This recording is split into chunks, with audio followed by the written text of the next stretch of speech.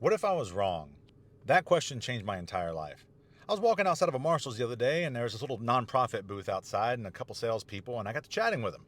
I had some time to kill, and we actually had some great chats. They were fresh college graduates, and then we got to talking about growth and life and my journey and some of my content. And one of the girls asked me a question. She said, what does day one look like? Like, how do you start? And I kind of stumbled a bit. If you're watching this, thank you, by the way, for that question. And I kind of stumbled a bit. My answer was ego death. You got to kill that ego.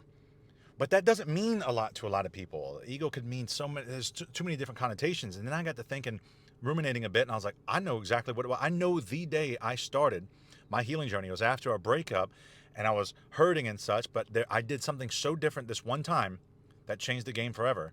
I asked myself, what if I was wrong? Not about a particular argument or not about, little nitpicky things, but what if I was wrong about my entire approach? What if I was wrong about how I am pinned to my excuses?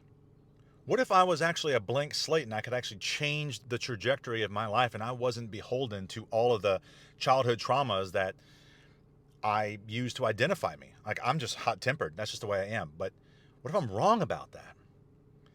And I started thinking about, then I got to thinking about all the little nitpicky things that I could have been wrong about in the arguments with my girlfriend, my previous girlfriend, and the girlfriends before then. And everything started to crumble. That whole ego that just swore I was right, that swore I was just a great person, shattered. And that changed everything. And that's what I want. That's the punch I think that's needed. If you want to know what a day one of your healing journey looks like, if you want to know what a day one of a spiritual revolution looks like, you ask yourself that question. What if I was wrong? About being an introvert, about being control. It doesn't matter. Don't worry about the answer to that. Don't worry about trying to prove yourself right or wrong. Just have the balls to ask that question.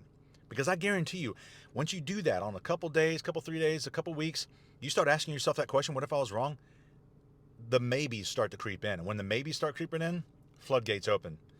And you're going to find a whole other side of you that you never knew existed. And that side has been begging to see the light of day because it's been stuffed down by the narratives that you created and you are beholden to keep yourself safe.